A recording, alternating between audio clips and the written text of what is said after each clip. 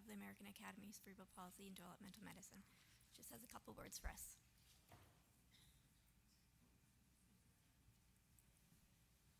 Thanks, Angela. Good morning, everyone.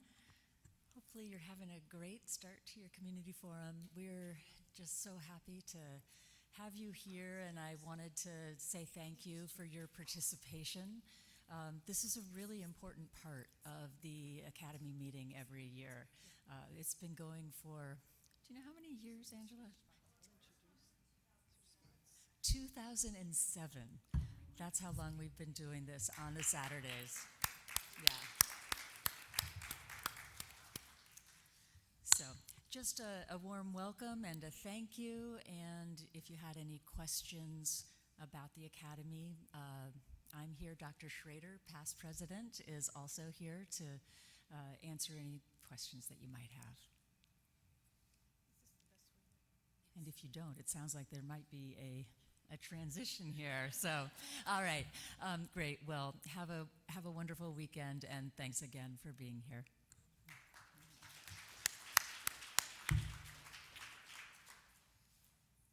Hello, welcome everyone. My name is Sue Duff, and I am the chair of the Adapted Sports and Recreation Committee. And we have a 1-hour session, and we were going to have Karli Bourque speak, but she is unable to make it. She is a therapeutic recreationalist at, I think, in Children's Health Center. I apologize for that, at McMaster. And instead we have Gavin Colquitt, and he will be speaking. And Gavin is the executive director of the Institute of Health and Human Services at Appalachian State University. So we're very happy to have Gavin. And we also have Sabrina Duchesne. And Sabrina is a 2024 Paralympian in swimming. So we feel very fortunate. And this year she was awarded the Duncan Wyeth Award through the Adapted Sports and Recreation Committee. So very happy to have her. And also we have Joshua Koshuba, and he is an athlete and cheer coach through, let me see if I can read my writing, Falcons Cheer Elite. Yeah, Falcons Cheer Elite. And he has his team, and we're going to have a demo. So we're very, very lucky. And finally, we have a 2-minute video from Marie-Dominique Boivin, and she could not make it, but she is a music teacher, and she actually enables children with disabilities to make music, which is wonderful because, you know, I have a family of musicians, and I can't see how we would live without music. So very excited. So move forward. And first, we're going to have Gavin speak.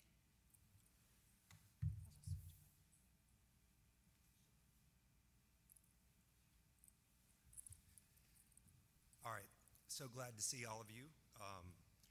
As Sue mentioned, I'm presenting on behalf of Karli, who is a therapeutic recreation specialist. In a previous life, I was in a very closely related field in an adaptive physical education teacher in public schools.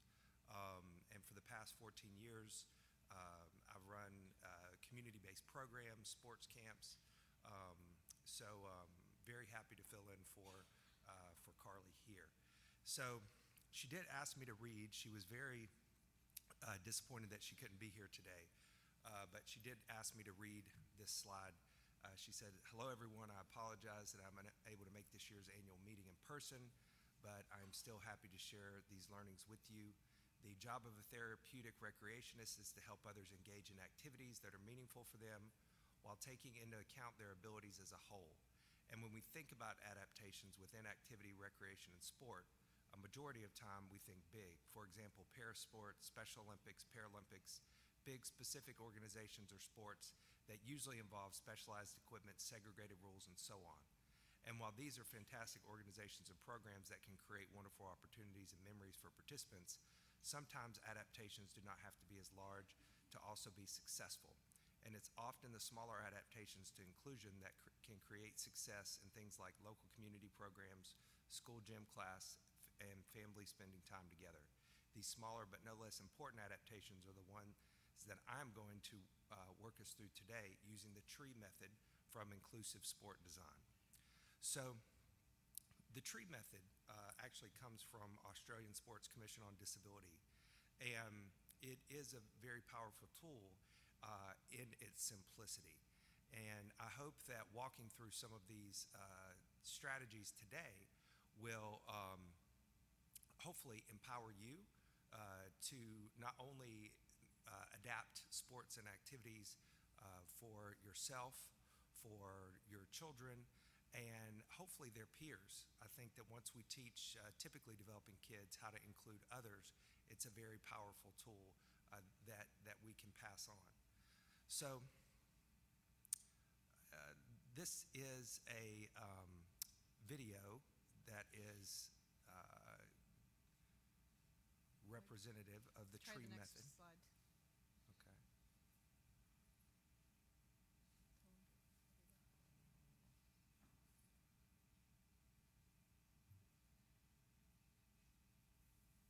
Let's see. Is it just taking a second? I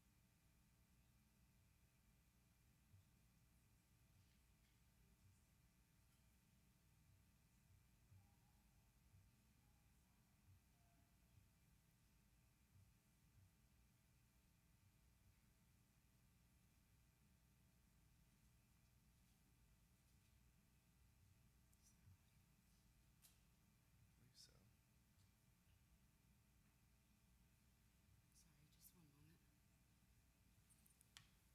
Just getting the sound to work.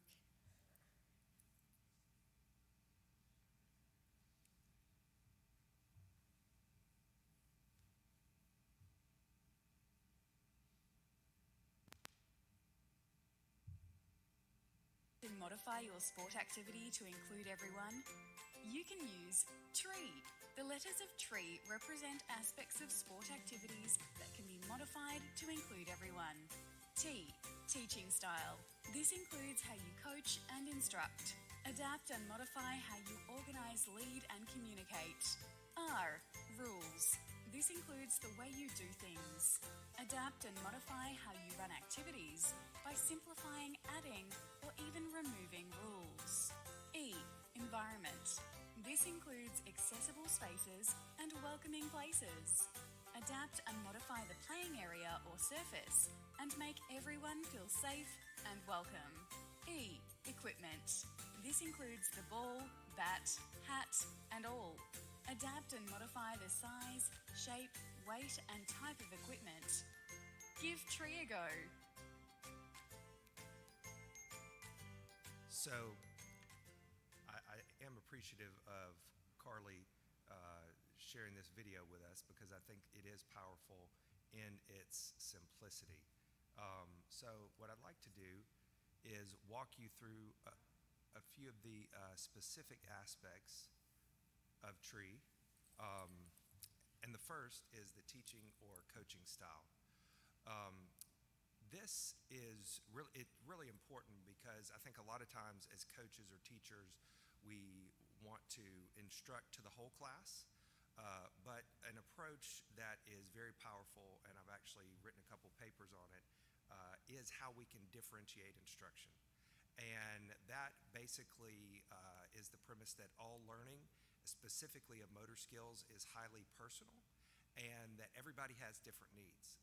So some athletes may need a little bit more instruction, some athletes may need a little bit more support, and it's okay as teachers or coaches for us to provide different levels of support to different athletes or students. So we also need to be aware of using age-appropriate language, especially for some of our younger athletes.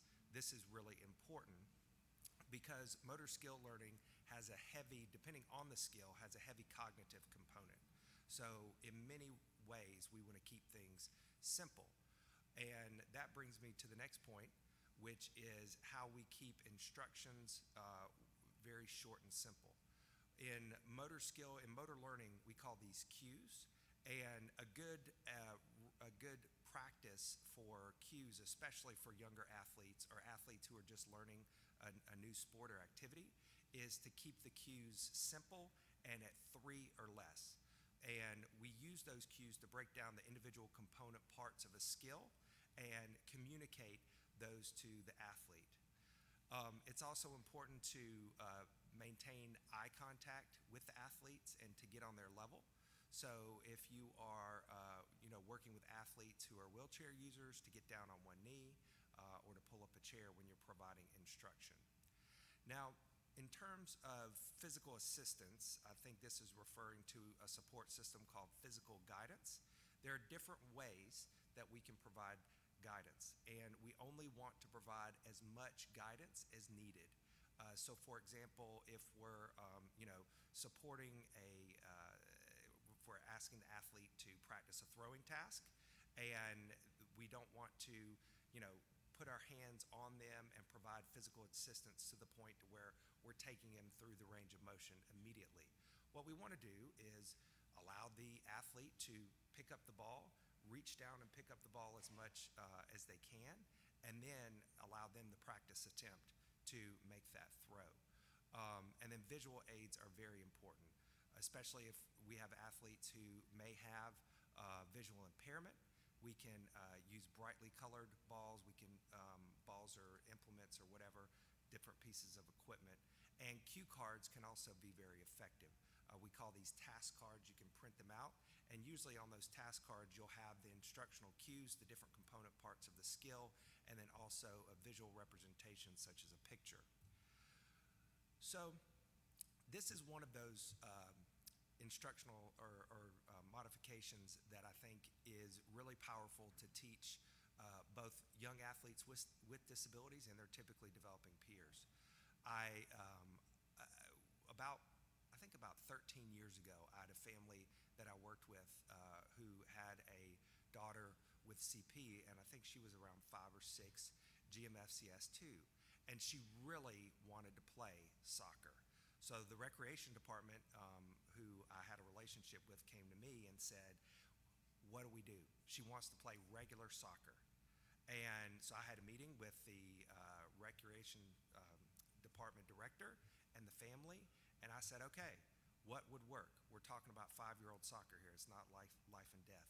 What would it look like if this athlete was on the field at the same time? Do you think she's offering a competitive advantage? And honestly, I'm not even sure at 5 years old if the athletes knew or the participants knew what the score was, right? So is there a competitive advantage? Can we play 6 on 5? Or what would that look like? And they're like, oh, we never thought of that. Of course, it's fine if she's out there with everybody else. Everybody's just wanting to play. Different numbers are okay, right? So those are ways that we can potentially modify the rules, just the number of athletes on the field, and some of those considerations. It's a lot easier in sports or activities that have more frequent substitutions, like a soccer or basketball.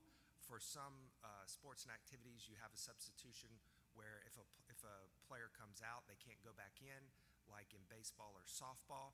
And sometimes you just need to change the rules, and that's okay, especially if we're talking about changing the rules to allow individuals to be inclusive. And then we can also change the rules, such as in tennis. You can allow additional bounces when the ball crosses the net. And then, of course, distances such as pitching or where a defending line is, and so on. So the environment is really, in many ways, on full responsibility on the coach, because they create the environment. And if we put in a little bit more forethought prior to that, we can actually create an environment that is more inclusive. Sometimes we need a bigger playing area. Sometimes we need to reduce the height of the net. So this can look like using a pickleball net, which is, I used to have to, 20 years ago, I had to explain what pickleball is, but now everybody knows what it is. So using a pickleball net as opposed to a tennis net. And these are rule or environmental modifications that are in many ways, just very simple, and things that we can do, again, if we're talking about including everyone who ultimately just wants to play. So a few other things we can do is think about the distractions. If sometimes we may want to go outside if there are acoustics that may be problematic or distracting for some individuals. And then we also have equipment as the last E in the tree method. I often like to say the 5 S's. So you can look at the size, the surface type. Here in the tree method, we have size, weight, color, and length. For example, in certain sports and activities, a larger ball is easier. And in certain sports and activities, a larger ball may be more difficult because it's heavier. So it really just depends on the type of activity, and that also obviously determines the weight. If you have individuals who may have some type of visual impairment, we can modify the color of the ball, use a brightly colored ball, or some pieces of adaptive equipment come with lights built in, and they will actually flash constantly, or they will actually flash when the athlete makes contact. I've seen some balls that have been used in hockey that are, when you're teaching hockey, that are very effective. So every time the stick strikes the ball, it lights up and serves as a visual cue for the athlete. When it comes to length, we typically think about the length of the implement that you're manipulating. So typically a shorter handled implement, such as a ping pong paddle or a pickleball paddle, compared to something longer like a golf club, is going to be a lot easier. So if we reduce the length of the implement, it's going to be a little bit easier for our athletes to use. And then finally, we can modify the type of ball, maybe balls that don't bounce as much, so they don't go as far away for the athlete if they're just practicing. So those are some things that we can consider when it comes to equipment. And then safety is also really important. We want to create an environment that is safe for athletes, and the best way we can do that is applying some of these principles to inclusive design that we mentioned. And the most effective way, if you are a coach, is to establish your start and stop signal. You have a lot of athletes, especially who may be very excited. Doesn't matter the age. If you're working with athletes who are on a basketball court, for example, it doesn't matter how old the athlete is. If you give them a basketball, what are they going to do? They're going to dribble it, right? So if you have 15 athletes dribbling a basketball and you're a volunteer coach or a parent and you're trying to get their attention, you need some signal, right, that can establish when you want to gain their attention. And this doesn't necessarily have to be an audible signal, right? It can be you can hold up a red card or for stop and hold up a green card for go. Now, for the sake of time, I'm going to go right into this is actually something that I came up with, and it's a reproduction of a textbook in adapted sport and recreation. And it actually talks about how we can deliver sports through different settings. And this gives all of these. Some settings can be in the schools, some can be community-based. Some colleges, especially in the U.S., are actually developing competitive sport programs. But the most important thing that I want to communicate to you is that the setting ultimately does not and should not matter as long as your athlete, as long as your child, as long as you are participating. The participation is the most important part. And it doesn't matter the setting, and it doesn't matter the delivery option. One of the things that we're seeing in adapted sport as a field is that virtual is really great. People can feel connected if there is an effective way to virtually deliver that sport experience. COVID taught us that. As a matter of fact, one of my recreation-based camps, as soon as COVID hit in March of 2020, it was immediate. I started getting immediate calls from the families that I work with. And the kids, they went home from school, and the first thing they said is camp canceled this summer, because we all always started camp the day after school ended. And it's a 4-week camp. It was recreation-based. Kids loved it. And we went virtual. And we came up with very strategic ways with our therapy staff to include them, and that is a really good option if there are not local adapted sport organizations. And then we see everything from parallel, which is athletes participating alongside each other, And sometimes it doesn't even have to be exactly the same skill, as long as your athlete is on the field together, right, with their friends and with their peers. And then sometimes unified is possible, where you have athletes with and without disabilities competing together, and we see that model as well. So thank you very much for allowing me to present on behalf of Karli. And if you have any questions, this is her information that I'd like to pass along. And she is at the Hamilton Health Science Institute. So with that, I will pass it along. You want to switch?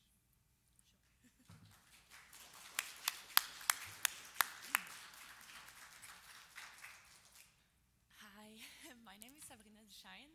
I'm gonna do my presentation in English, but the PowerPoint is in French. There's not a lot of words, it's mostly pictures, so even if you're only English, you'll be fine to follow. First of all, I'm gonna talk to you about my disability, a little bit about paraswimming, the Canadian team, obstacles, Tokyo, Paris, and if I have time, questions. First of all, my disability. In French, it's called dyspareunie spastique. It's a form of cerebral palsy. It affects my lower body, so especially my left leg. It's mostly the way I walk. So I walk with my leg more on the inside. It affects my balance, and I have spasticity in my legs too. I have no trouble to walk or to with mobility, but if I would be standing right now, I would probably go a little bit backwards because I lose my balance. I don't fall, but that's what happens. So when I was young, it was a lot of exercises, physio, adaptation, and I'm going to talk to you also about prosthetics. So this is actually here my mom and my sister helping me down the bus when I was young, because that was the hard part of going to school. I had somebody at school waiting for me to go down the stairs. So that was part of the adaptation. I also had to wear special prosthetics. That one is called I think the squash. I didn't have to wear that for a very long time because it was just as comfortable as it looks. But I did had to wear. I brought one easier. I did had to wear this for a very long time until high school, but only at nighttime. That was how it worked for me. And then in high school, when I kind of stopped growing, so slowly swimming became my exercise, so I was able to just switch the physio for my sport.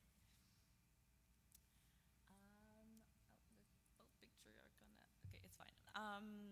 So I started swimming because I was doing physio in the water, and this is how I started swimming. My physiotherapist at the time introduced me to the Rouge et Or of Université Laval here in Quebec City, and this is how I started swimming. Well, on the kids section, obviously, and I was swimming probably once a week with them, and then slowly I started adding some training sessions. But at first, it was really just to have fun. I was doing it with my sister, and my family was always there with me during physio sessions. I also did physio while horseback riding, but at some point I had to choose between horseback riding and swimming, and clearly swimming was better for me. So before I start going on the Canadian team part of my presentation, the two pictures are on top of each other. I don't know why. This is not what I wanted to show you, but every time I have a conference or I speak to people about Paralympics, I need to show them the Paralympic logo. Sadly, you cannot see it here, but it's just to inform you that we do not swim under the rings. No athletes at the Paralympics swim under the rings or compete under the rings. We have our own Paralympic symbol that is called the agitos. So it's just to inform you. I made my first team in Glasgow in 2015. It was the World Championship, and that same summer happened the Pan Am Games in Toronto. And this is where I won my first international medal in the 400-meter freestyle. And then followed Rio the next summer. It was my first Paralympics. It was a great experience. I didn't make any final, but it was probably, if you ask me right now, between the 3 games that I made, it was my favorite one. For sure, it was my favorite one. So Rio happened, and I had the chance to have my family in Rio to support me. And yeah, they're my biggest fans, and I cannot thank them enough for that. And then Mexico City happened. Mexico City it was supposed to be a world championship, but it turned to be a 7 weeks training camps because there was earthquakes in Mexico, so we were never able to go to the competition. And as you can see in the pictures, I have a boot. I don't wear that normally. I'm gonna get into the subject in a few minutes. I still had the boot in Australia at Penpax in 2018. And then in London, I didn't have it. London was World Championships as well. What happened is I had a stress fracture in my foot that happened at the Rio Games. At the end of the games, I started feeling a little pain in my foot. And then I kept walking on it. And then I used crutches. I had the boot. It was a very long process to end up in 2018 knowing that the fracture never healed. So I had to get surgery, and to this day I still have a metal piece in my foot. And well, I have a tattoo now of the scan of this fracture on my foot. Why did I put the picture of the tattoo? It is because my feet are very interesting, and they're not the usual feet you're gonna see everywhere. And for me, it was very hard to be able to show them to people because I didn't like them. I honestly didn't like them, and I think that was the hardest part of my disability. It was to show my feet, and I'm a swimmer, so everybody can see my feet every day. So that was hard for me. And then when I made the decision to make that tattoo after Tokyo, I think it was the time that I was able to just accept and completely be proud of my disability and my feet. It was hard for my parents to see a big tattoo like that on my feet, but after they understood the reason, I think everybody is fine with it now. So the the surgery went well, and then so during all these 3 years, it was really hard because I was always trying to perform as well as I did pre-surgery, and everybody, coaches, swimmers were telling me you need to think about the fact that you might never do these times, and you need to think about starting at zero. And in my head, it was impossible. I needed to go back at the point that I was the form that I had pre-surgery. So I worked really hard, and I made the Tokyo 2021 team.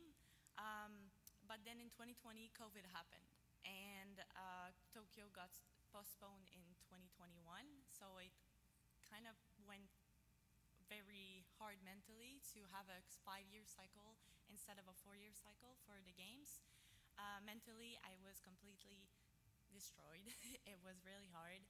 And but at that time, I had the chance to have a new coach that came along, and he really showed me why I was swimming and the reason why I was doing it, and that's why I continued till Tokyo 2021. But then, and it went really well. We won a medal. We won a medal in the 4x1 relay freestyle. It was with my friends, so it was really, really nice. And not the reason why, but how we got the medal is actually pretty special too. We got it because of there was 2 disqualification in our race, so we were fifth. But then 2 disqualification happened, so we got bronze. And I don't know if this is gonna. Nope. Okay. So that happened. Am I? Yeah. Not sure it's gonna work.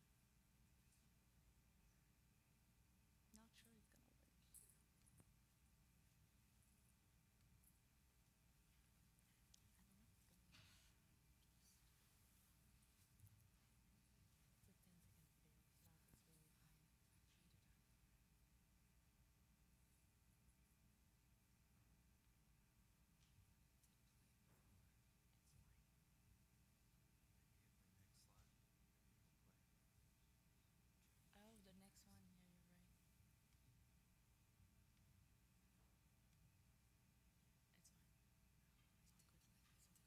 Yeah, you're right. It's fine.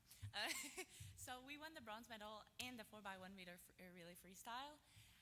And then I went home and it was just as hard mentally and maybe even worse. So I was really happy with the medal, really happy with how the games went, but then I started questioning, do I really like swimming? Do I really want to keep swimming? Do I really want to do another 4-year cycle? And this is how I didn't know what to do. I took 1 year, not off, I was still swimming, but I didn't have any fun. I started to hate swimming. It is really weird to say this, but I did hate swimming at that point. And and then I kept swimming until Madeira 2022. Madeira was the most beautiful place I've ever seen, but it was not the greatest competition for me because a day before I left, my coach quit.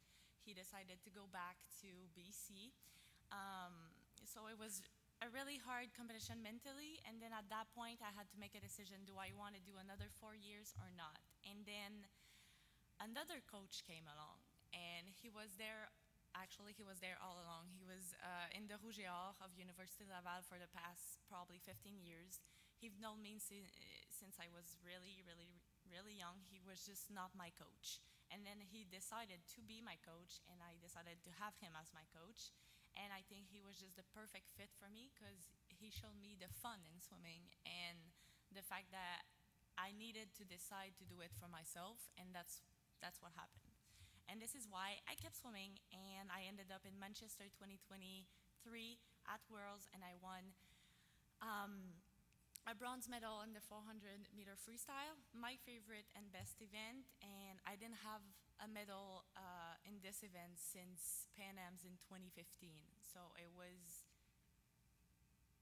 great. It was just a nice time. And then after that, I went to the 2024 Paris Games this summer. It was supposed to be the best games. It was supposed to be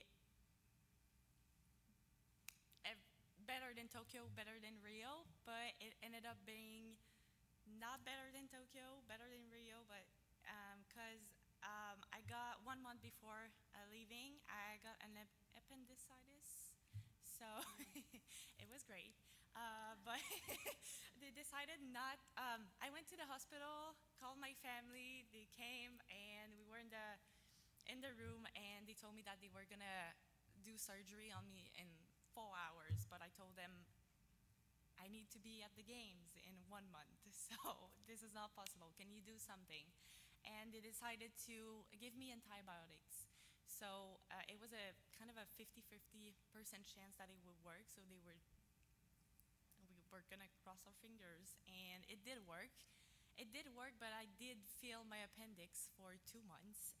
And you're not supposed to be feeling your appendix. You're not supposed to know where it is. So it was a weird time, but at that point I was just really grateful to be able to go to the games.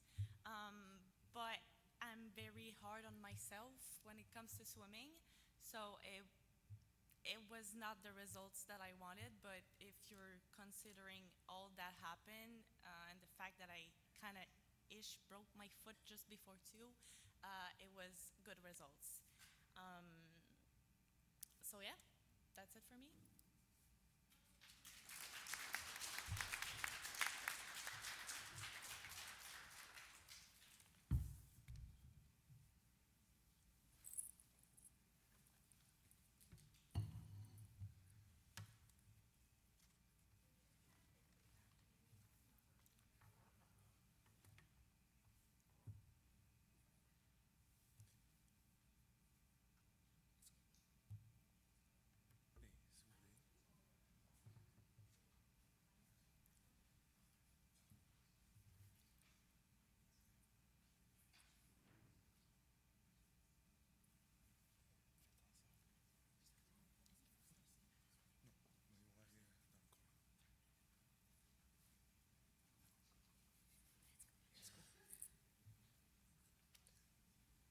C'est juste les flèches, hein.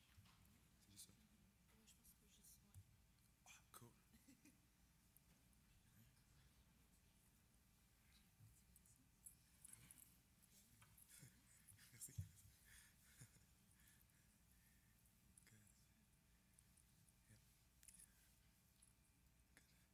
All right, good morning, bonjour. I will also do my presentation in English, but my slides are in French. And I believe that the speech to text should be working soon. Either way, hello, my name is Joshua Koshuba. I am a longtime cheer athlete, a longtime cheer coach. But before all that, I was a big brother. So my youngest sister has CP. So everything that is happening today is kind of a full circle moment for me, because growing up, we were looking for these kinds of resources and these kinds of activities, and they weren't always available in the early 2000s. But to be able to sit here on this side of the table and contribute to these resources and making sure that all of the families that are composed like mine, they have these resources and these opportunities. It's really, really cool for me. So today I'm here to present to you guys a project that I started a few years ago, but that really took shape in the last couple of years.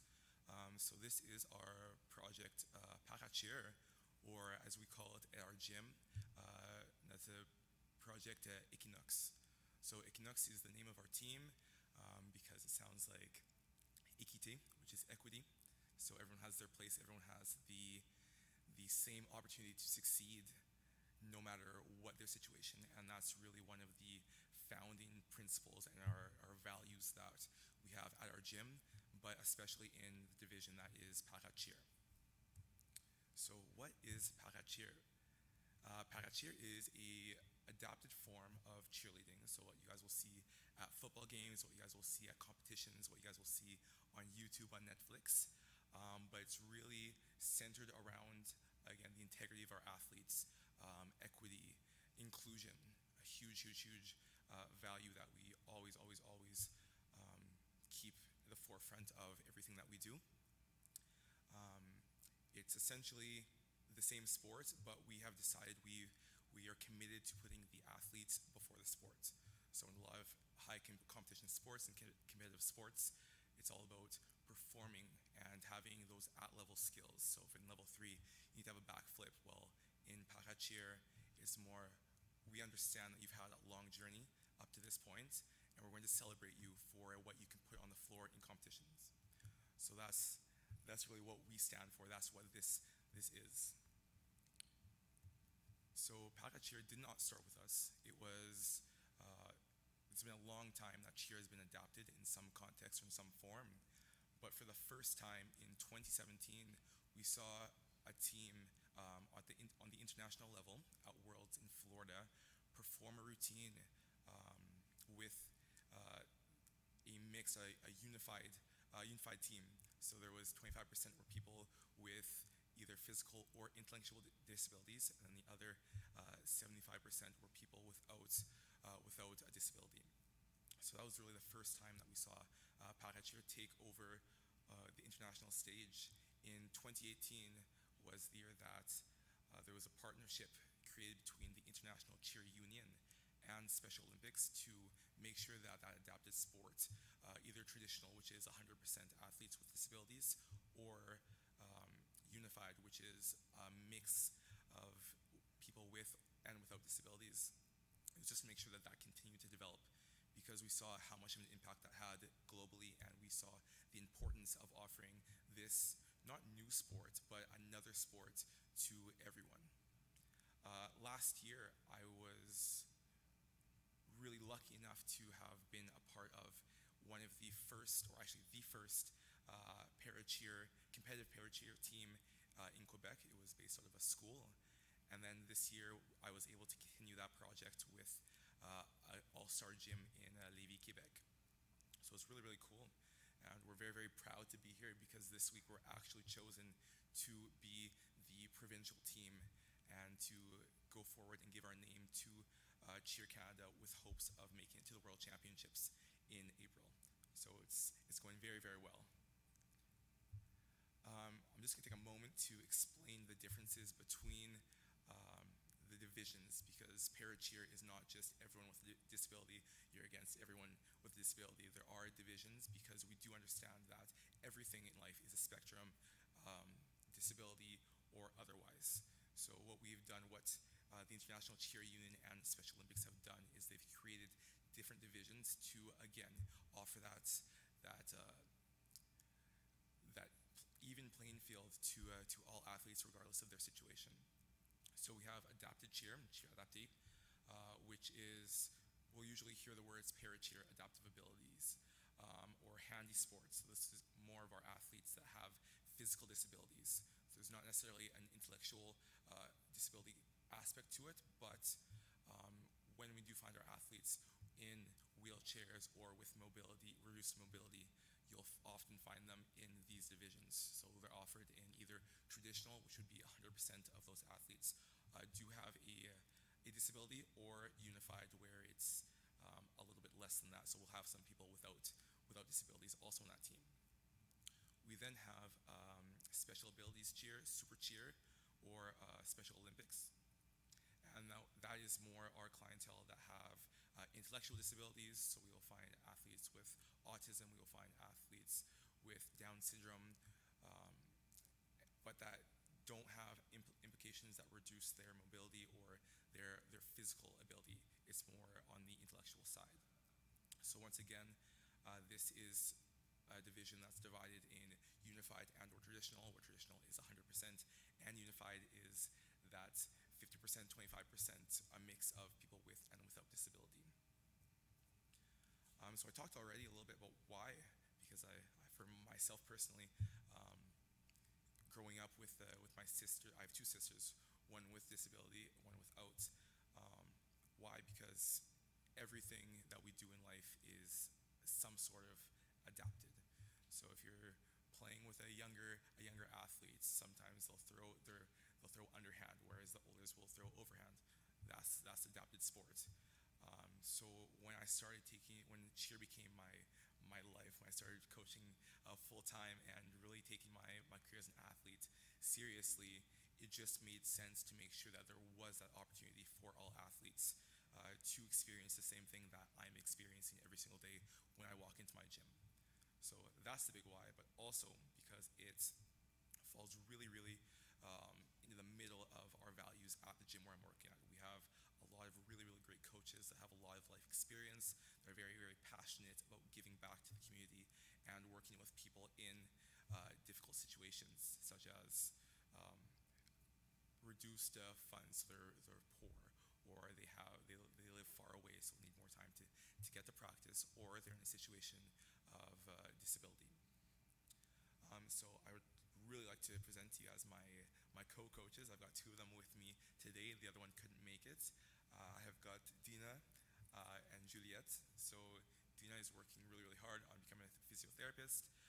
Juliette is already an occupational therapist. And then we have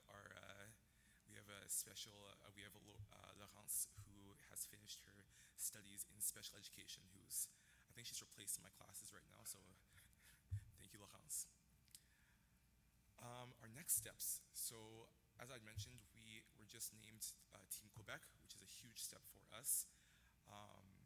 But in order to become Team Canada, we are still looking for athletes. So immediately we are trying to recruit, but the next couple of weeks here we will be finishing up our routine so that we can send off our candidacy to Cheer Canada to hopefully be the first team, the first adaptive abilities special abilities unified team to represent Canada at the World Championships.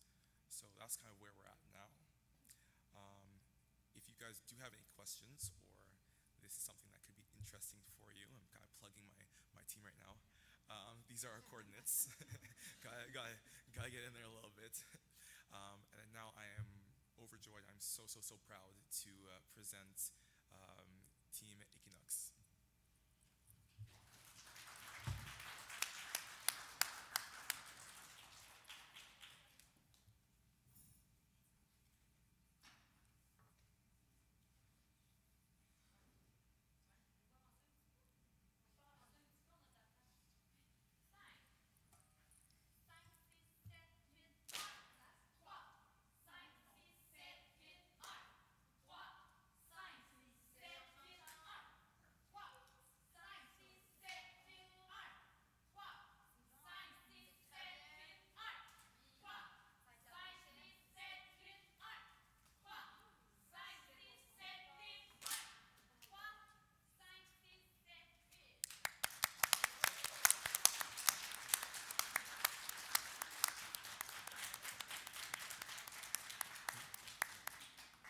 Questions?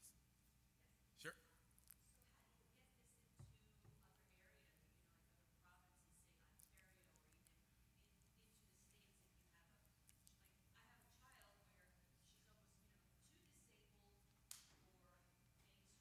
Yeah.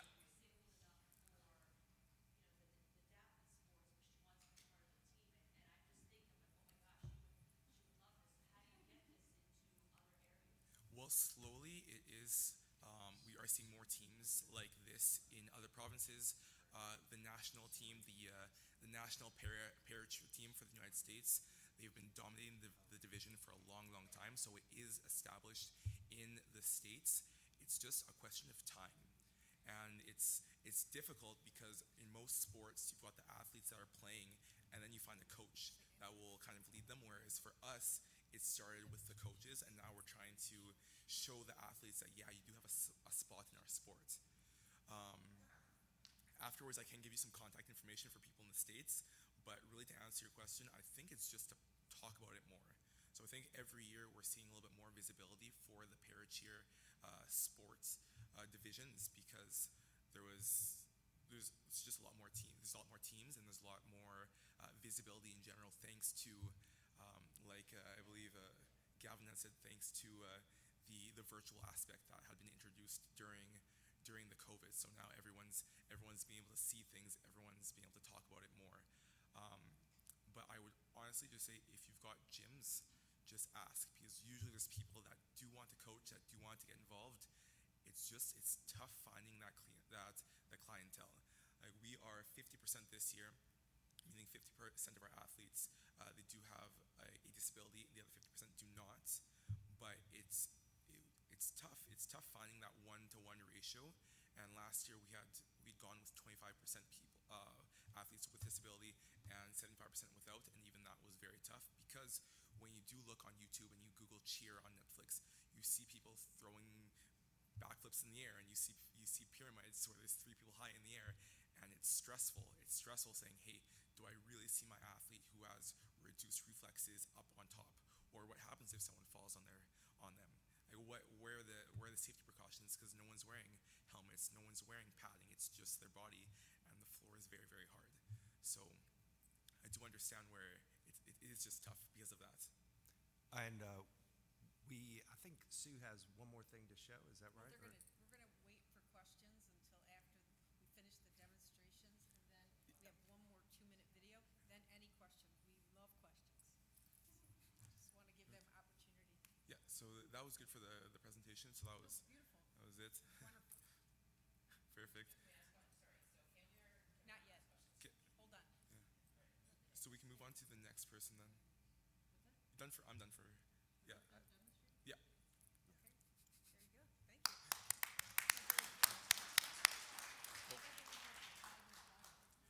Yeah, no, we didn't have enough time to practice more than that. So that was all. No worries.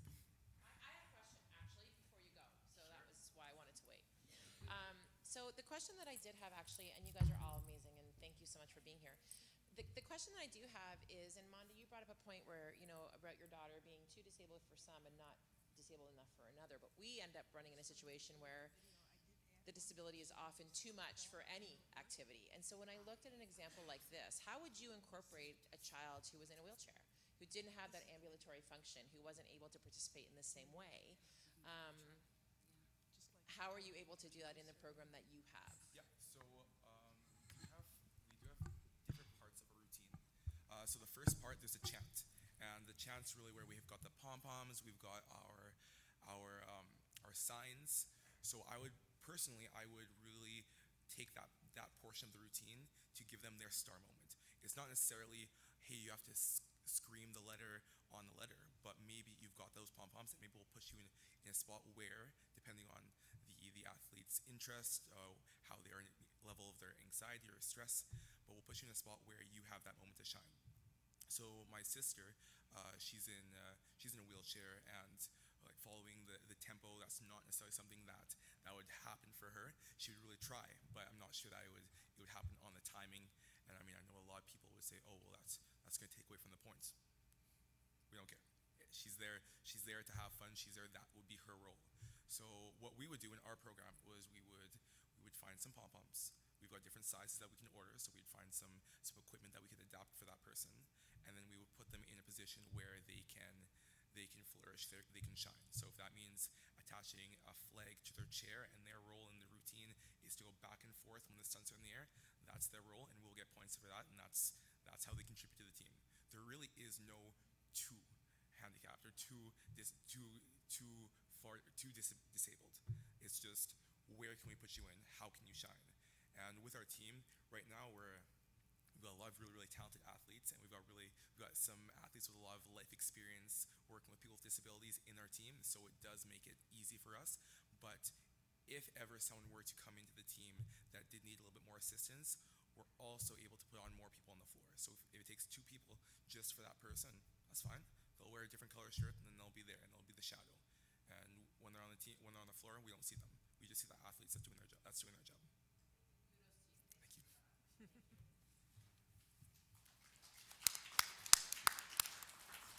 It's a wonderful group. Thank you for the questions. I just wanted to end our session with a kind of like a video. And this is representing Marie-Dominique Boivin. And she's a music teacher at the Madeline Bergeron School. And she has a program which is Frog Touch, where she can help expand music potential in all children. So I'll show this short video.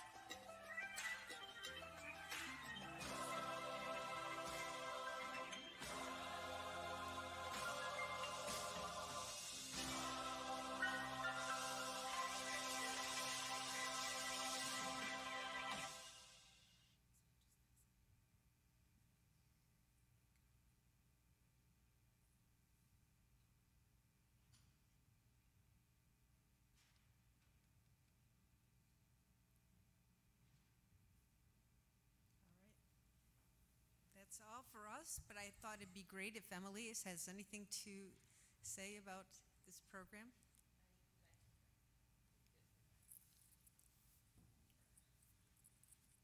So, Emily Croteau, I'm a pediatric physiatrist here in Quebec City. So, I would just like to comment the video you just saw because Marie-Dominique is a music teacher here in Quebec City in a specialized school, and she is amazing. So, the frog touch, you can see a little bit the instrument on the video. She was not unable to be here today, unfortunately, but it's an instrument that you programmed. It was not meant to be used by children or adults with physical disabilities, but she saw the potential of the instrument, so she adapted. So you just have to touch, so she creates the music, and after that, the children or the person, by touching it, so it could be with a cheek, with your hands, with any part of your body, so you can start the music and create the music. So, and the other children who were on the videos, the children with language disabilities, so it was kind of a crazy project to organize a concert with children with language disabilities and physical disabilities to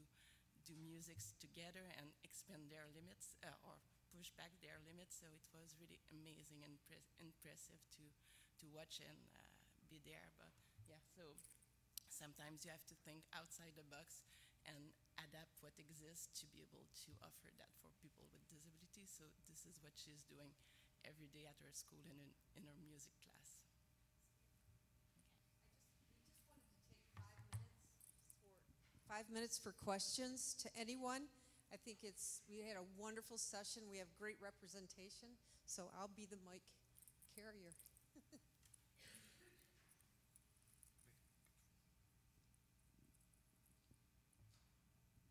So I have a quick question for you. I'm sorry, it was a bit hard for me to hear, so I don't remember your name, but I do apologize for that. Do you know if this is great for children, do you know if she in the future or is collaborating to create something for adults? The school where she works at for 4 to 21-year-olds, so she is covering some adults, but I knew she did many collaboration because she is first French with friends, but yes, if I think, I don't know if on their school there's their contact information, but yeah, she's collaborating with many people. So the one who created the frog touch is a researcher from, I don't remember where, I'm sorry, but yeah, so she is someone who wants to collaborate with anyone. So, and it's not the only adapted instrument she used in her class. So she can do magic with anything, and she believes in music because it's something that it's a way to relax, it's a way to communicate, it's a way to be yourself. So yeah, so I'm sure she would be happy to collaborate and work with adults too, or help people who are working with adults to use the instrument she adapted. It was amazing. Thank you so much. You're welcome. I had a question for Sabrina. And Sabrina, I wondered if you could actually kind of consider speaking about what if, someone had a child or there's someone here who wants to actually pursue swimming, how would you suggest they go about? Besides, you told us your trajectory, but what other recommendations would you have for anyone? To get into swimming? Yeah, to get into swimming. Well, for me, it was really with my physiotherapist. So honestly, for children, I think it's to encourage them, to show them opportunities. And I think every club, not only for swimming, but if it's a soccer team, if it's any other sport, I think just asking, because I think it's not known. In my swim club, I'm probably the only para swimmer, but my coach told me 2 days ago, bring more. You need to get the word out, because we are happy to have more and we will work with more. So I think people just don't know. So I think it's maybe a lack of publicity. So I think it would be the way. Yeah. Any other questions? I had another few comments, but I just wanted to say, the Adapted Sports and Recreation Committee, we've been trying to put together a list of, of sites that are available, but it's difficult because I think that, I guess the AACPDM prefers it a different way, so definitely we're going to put and post on the website keywords that you can type in for your region to actually find programming and kind of recommendations on how to go about it. But I wanted to kind of give a plug for another app that's available in Canada, and I think it's I don't know if it's called the Joey, maybe is it Joey app. Joey? It's through McGill University. Yeah. JOL? Joey, Joey. So I highly recommend that. Right now, that is not available in the U.S., but it's across Canada. So you can actually download the app, which I did. And if you need help, I'm happy to talk to you over lunch. But I think it's the way to go. If you want to actually look for, definitely if you live in Canada, find programming. And they're pretty detailed. They really have a nice site. I don't know if anybody else has used it. Has anybody else used Joey? Okay. All right. If there's no other questions, I really. Oh, you have one more question? Go ahead. It's a question, but I would like Sabrina to talk a little bit more about that because I do remember that the first time you tried to swim, you didn't like it, but you tried again. So I think, yeah, before to say you don't like something, you have to try it once or twice. It's like food. You can say that you don't like something or kind of food before trying it. But if you don't like it after a few trial, I mean, you have to try something else. But Yeah, no, I didn't like swimming right away at all. I started swimming and I didn't like it because it was too cold. It was too cold. The water was always too cold. And then I was crying before I was going to swim. I didn't want to go. But I was going because my sister was going. And everybody kept telling me that it was going to be good for me and that it might be able to replace physio, which was way better. So, like Dr. Croteau said, I think it's give it more than one try, and it's probably gonna work. Yeah. All right. Thank you very much, everyone. Really appreciate our panel.